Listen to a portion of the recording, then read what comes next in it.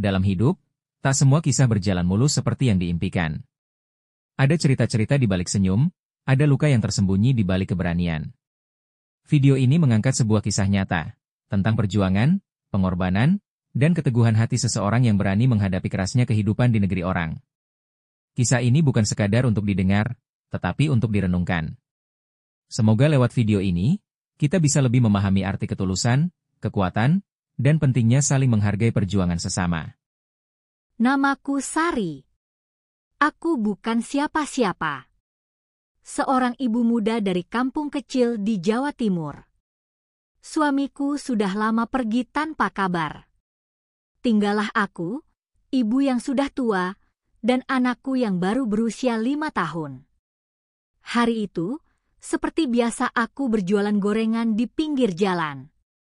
Panas menyengat, tapi yang lebih menyengat adalah tagihan listrik dan uang sekolah anakku yang belum juga lunas. Di tengah kebuntuan itu, datanglah seseorang, Bu Rina, tetangga yang katanya baru pulang dari luar negeri. Kerja di luar negeri itu enak, Sar. Gajinya besar, kerjaan juga gak berat. Aku bisa bangun rumah, beli motor, semua dari kerja jadi TKW di Timur Tengah. Sari, ragu, namun tertarik. Apa semudah itu, Bu? Bu Rina senyum simpul. Asal ikut agen yang tepat. Nih, aku kenalin sama Mas Tony. Orangnya baik, udah banyak yang dia bantu. Termasuk aku. Suara motor mendekat, lalu berhenti. Seorang pria muda turun, Mas Tony. Mas Tony, penuh percaya diri. Saya jamin, Bu. Semua legal. Paspor, pelatihan, tiket, kami yang urus. Mbak tinggal siap-siap berangkat, kerjaan ringan kok. Nanti gaji bisa sampai 6 juta per bulan. Narator, suara berubah sendu. Aku termakan janji-janji mereka. Dalam pikiranku, ini jalan keluar. Demi anak, demi ibu yang sakit-sakitan. Aku menandatangani berkas-berkas tanpa benar-benar membaca. Tak ada yang memberitahu bahwa yang tampak seperti surga, kadang menyembunyikan lubang neraka yang dalam. Aku meninggalkan rumah kecilku, anak yang menangis di pelukan ibu, dan berangkat ke negara yang bahkan namanya pun sulit kuucapkan. Di sana, aku hanya bisa pasrah. Tak tahu bahwa tubuhku akan dijual. Sedikit demi sedikit. Hari pertama tiba, aku masih mengira semuanya akan baik-baik saja. Rumah majikan besar, mewah. Tapi dari tatapan pertama sang nyonya rumah, aku tahu, ini bukan rumah, ini penjara. Suara langkah cepat, teriakan dalam bahasa asing. Sari membisu. Nyonya berkata, kerja. Bersih-bersih. Masak.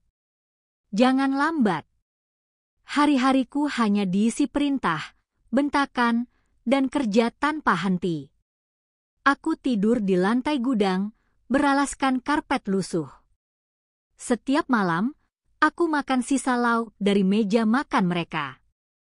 Kadang hanya roti kering, kadang hanya air putih. Tapi suatu hari, tubuhku mulai terasa aneh. Lelahnya bukan hanya karena kerja. Aku merasa pusing yang tak biasa. Jantungku berdebar tanpa sebab. Kulitku memucat. Bahkan, aku sempat pingsan di dapur. Suara benda jatuh, nyonya berteriak. Bodoh. Jangan pura-pura sakit. Kalau lemah, pulang saja. Tapi, aku tak bisa pulang. Paspor, kontrak, semuanya ditahan. Aku bukan siapa-siapa di negeri ini. Bahkan sakitku dianggap lelucon. Sari dibawa ke klinik oleh majikan laki-laki, adegan hening, suara alat medis. Yang membuatku heran, bukannya diobati, tubuhku malah diambil sampel darah. Mereka menyuntikkan cairan entah apa. Aku tak mengerti, tapi sejak hari itu, tubuhku sering lemas. Di bagian perut kiri terasa nyeri.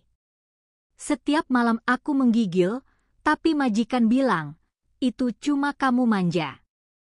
Bisikan dalam hati Sari. Apa yang sebenarnya mereka lakukan padaku?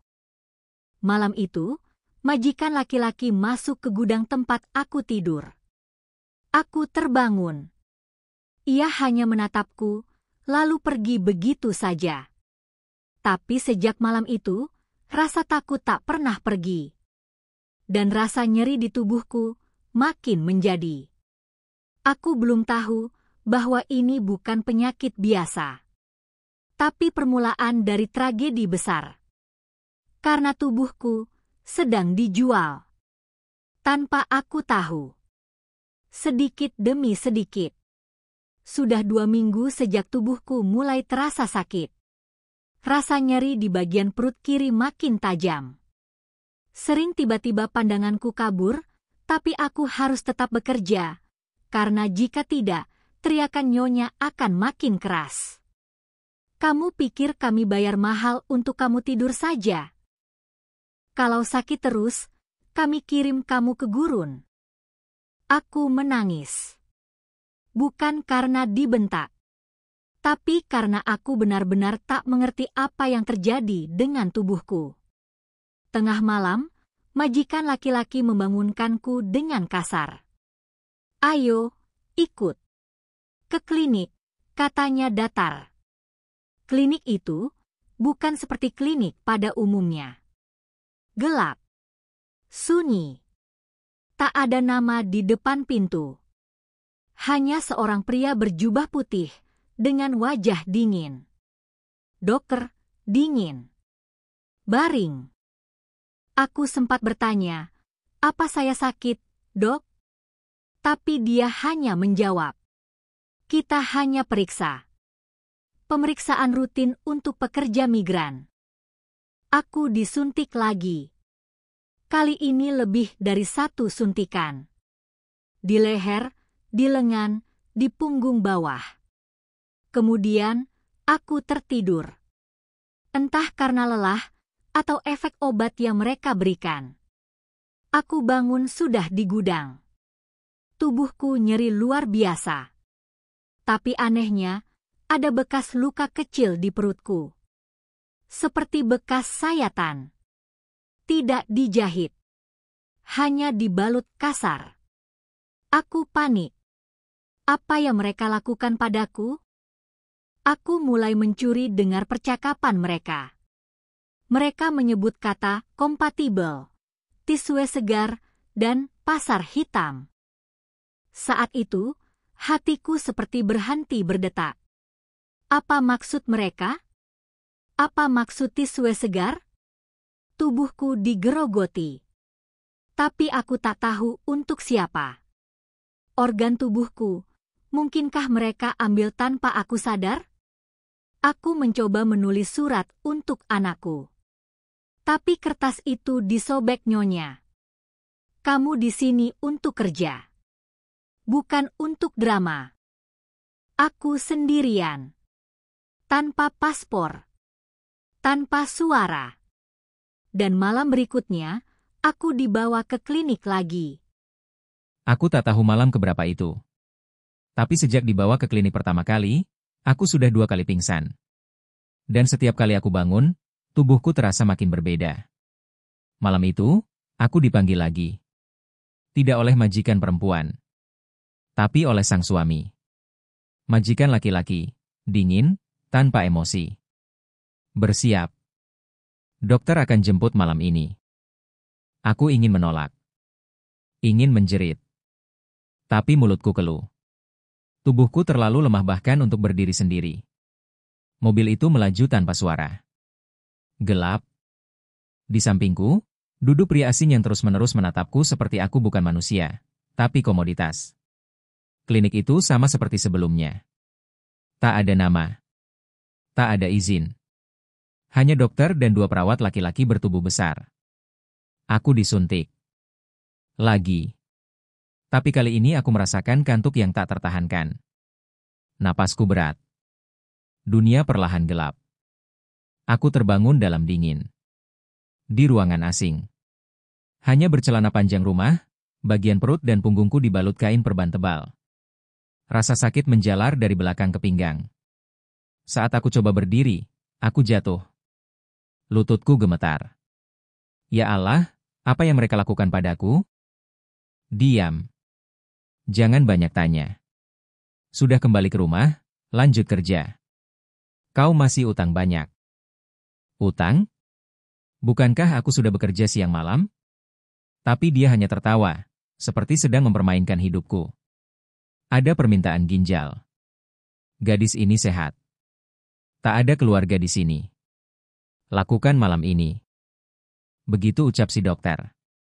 Dan saat itu juga, hatiku remuk. Aku sadar. Ginjalku, salah satunya, telah mereka ambil. Tanpa persetujuanku. Tanpa aku tahu. Bahkan tubuhku, dijual. Sedikit demi sedikit. Tapi mereka belum selesai. Aku melihat berkas medis di meja rumah. Ada tanda silang di bagian lain tubuhku. Ternyata, aku hanya awal dari bisnis kotor mereka. Dan malam itu, aku mendengar pembicaraan yang membuat darahku membeku. Kalau dia mati, kita masih bisa jual kornea, paru, dan hati. Harganya lumayan. Kirim saja TKW baru lagi setelah itu. Aku harus kabur. Atau mati, sebagai daging segar yang perlahan di kulit. Setelah mendengar percakapan mereka, tentang menjual bagian tubuhku jika aku mati, aku tahu, waktuku tak banyak. Aku harus kabur. Malam itu juga. Atau aku benar-benar akan pulang ke kampung halaman dalam peti, tanpa satupun organ utuh. Pukul 3 dini hari. Aku mengendap-endap keluar gudang. Gerbang belakang tak pernah dikunci rapat. Aku tahu karena setiap pagi aku yang bersihkan halaman itu. Langkahku pelan, tapi napasku memburu. Rasa sakit di pinggang akibat bekas operasi masih menusuk. Aku jalan kaki, tanpa tujuan. Hanya mengikuti cahaya lampu jalan. 1 jam. 2 jam. Sampai kutemukan pos polisi. Aku pikir mereka akan menolongku. Tapi, kau tidak punya paspor? Tidak bisa bahasa lokal? Tidak ada bukti luka? Ini bukan urusan kami. Mereka ambil organ tubuhku. Mereka jual tubuhku sedikit demi sedikit. Polisi. Itu tuduhan serius. Mana buktinya? Mana surat medis? Mana saksi? Aku terdiam. Tubuhku gemetar. Bekas luka sudah tertutup perban. Aku tak punya bukti apa-apa. Bagiku itu nyata. Tapi bagi mereka, aku cuma TKW tanpa dokumen. Suara yang mudah mereka bungkam. Suara mobil berhenti. Majikan datang ke kantor polisi. Majikan, tersenyum, ramah palsu. Maaf, dia ini pembantu kami. Dia kabur. Stres. Tidak waras. Polisi menyerahkanku kembali, seperti barang rusak yang dikembalikan ke pemiliknya. Begitu sampai rumah, neraka dimulai. Mereka kurung aku di gudang tanpa makanan 2 hari. Setiap malam, aku hanya bisa meringkuk, sambil menahan rasa sakit dan air mata.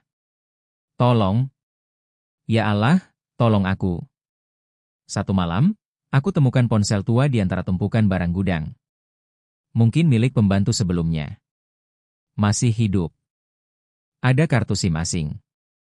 Aku mulai menulis pesan. Aku coba kirim ke akun media sosial, asal bisa dibaca orang luar. Aku tulis. Saya TKW Indonesia. Tubuh saya dijual sedikit demi sedikit. Tolong, sebelum saya menghilang. Aku tak tahu apakah pesan itu sampai. Tapi saat itu aku tahu, satu-satunya cara bertahan adalah membuat dunia tahu. Karena jika tidak, mereka akan mengambil sisanya. Paru. Hati. Kornea. Dan setelah itu, siapa lagi yang tahu aku pernah ada? Ponsel tua itu satu-satunya harapan yang kutemukan di tengah kehancuran. Layarnya retak. Baterainya cepat panas. Tapi, ia masih bisa terhubung ke dunia. Aku kirim pesan ke banyak akun Facebook dan Instagram. Ke LSM, ke wartawan, ke akun selebriti. Aku tulis, "Tolong, saya TKW Indonesia. Mereka ambil organ tubuh saya. Saya tidak punya paspor. Disiksa. Dikurung. Tolong, sebelum saya hilang." Hari pertama tak ada balasan. Hari kedua, notifikasi mulai masuk. Satu dari mereka bertanya, "Kamu di mana sekarang? Ada bukti?" Aku gemetar. Menangis. Aku ingin membalas, tapi sinyal lemah. Ponsel mati sendiri karena terlalu panas. Aku panik. "Kamu ngapain di dalam? Ada yang kamu sembunyikan?" Aku sembunyikan ponsel itu di balik lipatan kasur busuk. Tapi nyonya mulai menggeledah. Dia tak temukan malam itu. Tapi aku tahu, waktu terus menipis. 2 hari kemudian, ada pesan masuk dari akun dengan profil logo LSM Internasional. "Kami sedang lacak lokasi Anda. Jangan hapus pesan ini. Jika bisa, kirim foto luka Anda." Aku ambil foto luka bekas sayatan di punggung dan perut. Lalu kirim dengan satu kalimat. Kalau saya tidak balas lagi, mungkin saya sudah tak ada. Beberapa menit kemudian, ponsel itu meledak panas. Mati total. Tak bisa dinyalakan lagi. Malamnya, majikan laki-laki datang. Wajahnya berubah. Bukan marah, tapi waspada. "Kamu, kirim sesuatu ya? Kamu pikir kamu bisa keluar dari sini semudah itu?" Dia tahu. Aku tak tahu bagaimana, tapi dia tahu. Aku dikurung di kamar mandi selama 2 hari. Tanpa air. Tanpa cahaya. Tubuhku makin lemah. Tapi hatiku menolak mati. Karena jika aku mati, mereka akan menjual bagian terakhir tubuhku.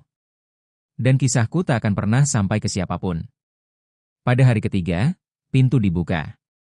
Tapi bukan oleh majikan. 2 pria asing berseragam masuk. Mereka bukan polisi. Tapi dari entah organisasi mana. Mereka memanggil namaku. Pria asing. "Sari. Sari Suryani. Kami dari Lembaga Bantuan Migran. Kami dapat pesanmu." Aku tak percaya. Dunia akhirnya mendengar. Tapi saat mereka ingin membawaku keluar, nyonya menghadang. Nyonya berteriak. "Dia bohong. Dia pembantu gila. Dia pencuri." Aku ditarik. Diperebutkan seperti barang. Di depan mataku, satu petugas dan majikanku saling dorong.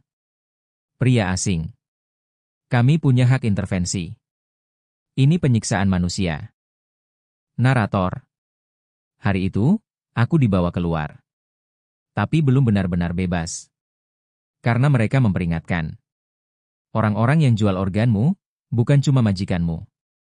Ini jaringan besar. Dan sekarang, aku jadi target. Ponsel tua itu satu-satunya harapan yang kutemukan di tengah kehancuran. Layarnya retak. Baterainya cepat panas. Tapi, ia masih bisa terhubung ke dunia. Aku kirim pesan ke banyak akun Facebook dan Instagram. Ke LSM, ke wartawan, ke akun selebriti. Aku tulis, "Tolong, saya TKW Indonesia. Mereka ambil organ tubuh saya. Saya tidak punya paspor. Disiksa. Dikurung. Tolong, sebelum saya hilang." Hari pertama tak ada balasan. Hari kedua, notifikasi mulai masuk. Satu dari mereka bertanya, "Kamu di mana sekarang? Ada bukti?" Aku gemetar. Menangis. Aku ingin membalas, tapi sinyal lemah. Ponsel mati sendiri karena terlalu panas. Aku panik. "Kamu ngapain di dalam? Ada yang kamu sembunyikan?" Aku sembunyikan ponsel itu di balik lipatan kasur busuk. Tapi nyonya mulai menggeledah. Dia tak temukan malam itu. Tapi aku tahu, waktu terus menipis. 2 hari kemudian, ada pesan masuk dari akun dengan profil logo LSM Internasional. Kami sedang lacak lokasi Anda. Jangan hapus pesan ini. Jika bisa, kirim foto luka Anda. Aku ambil foto luka bekas sayatan di punggung dan perut. Lalu kirim dengan satu kalimat. Kalau saya tidak balas lagi, mungkin saya sudah tak ada. Beberapa menit kemudian, ponsel itu meledak panas. Mati total. Tak bisa dinyalakan lagi. Malamnya, majikan laki-laki datang. Wajahnya berubah. Bukan marah, tapi waspada. Kamu, kirim sesuatu ya? Kamu pikir kamu bisa keluar dari sini semudah itu? Dia tahu. Aku tak tahu bagaimana, tapi dia tahu. Aku dikurung di kamar mandi selama 2 hari. Tanpa air. Tanpa cahaya. Tubuhku makin lemah. Tapi hatiku menolak mati. Karena jika aku mati, mereka akan menjual bagian terakhir tubuhku. Dan kisahku tak akan pernah sampai ke siapapun. Pada hari ketiga, pintu dibuka. Tapi bukan oleh majikan. 2 pria asing berseragam masuk. Mereka bukan polisi. Tapi dari entah organisasi mana. Mereka memanggil namaku. Pria asing. Sari? Sari Suryani? Kami dari Lembaga Bantuan Migran. Kami dapat pesanmu. Aku tak percaya. Dunia akhirnya mendengar. Tapi saat mereka ingin membawaku keluar, Nyonya menghadang. Nyonya berteriak. Dia bohong. Dia pembantu gila. Dia pencuri. Aku ditarik. Diperebutkan seperti barang. Di depan mataku, satu petugas dan majikanku saling dorong. Pria asing. Kami punya hak intervensi. Ini penyiksaan manusia. Narator. Hari itu, aku dibawa keluar. Tapi belum benar-benar bebas. Karena mereka memperingatkan. Orang-orang yang jual organmu bukan cuma majikanmu. Ini jaringan besar. Dan sekarang, aku jadi target. Tubuhku akhirnya bebas dari rumah itu. Tapi tidak dari trauma. Tidak dari rasa sakit. Dan tidak dari luka yang tertanam dalam, baik di kulit maupun di hati. Aku dirawat di rumah sakit darurat milik organisasi migran. Mereka lakukan pemeriksaan menyeluruh. Hasilnya, ginjal kiriku telah diambil. Rahimku rusak. Ada bekas operasi tanpa catatan medis. Aku menangis berhari-hari. Bukan hanya karena kehilangan bagian tubuhku. Tapi karena aku baru sadar, selama ini hidupku bukan milik sendiri. Mereka telah menjualnya. Sedikit demi sedikit. Seperti aku tak lebih dari kantong organ hidup. Apa yang ingin kamu katakan ke dunia, Sari? Aku ingin kalian tahu, kami para TKW bukanlah benda. Bukan tubuh yang bisa dijual. Kami ibu, anak, manusia. Kami punya nyawa. Beritaku menyebar. Kisahku dimuat media asing. Foto-foto bekas luka operasi dijadikan bukti dalam sidang internasional. Majikanku ditangkap. Tapi hanya dia. Agen? Rumah sakit ilegal? Mereka lenyap seperti bayangan. Karena beginilah dunia berjalan, keadilan seringkali datang terlambat dan setengah hati. 4 bulan kemudian, aku pulang. Bersama staf LSM dan koper kecil. tanpa satupun organ yang utuh. Tapi dengan satu hal yang tak bisa mereka ambil, suaraku. Ya Allah, Sari anakku, kamu kembali. Ibu, maafkan aku. Aku nggak bisa kasih uang. Aku pulang, cuma bisa bawa luka. Yang penting kamu hidup, nak. Kamu masih hidup. Anakku yang dulu kutinggalkan, sekarang berdiri di depan mataku. Menatapku, tanpa tahu bahwa tubuh mamanya tak lagi sama. Tapi, aku masih di sini. Dan aku bersumpah. Aku akan berbicara untuk semua TKW yang pernah dibungkam. Karena kalau kita diam, mereka akan terus ambil. Sedikit demi sedikit. Hingga tak ada lagi yang tersisa.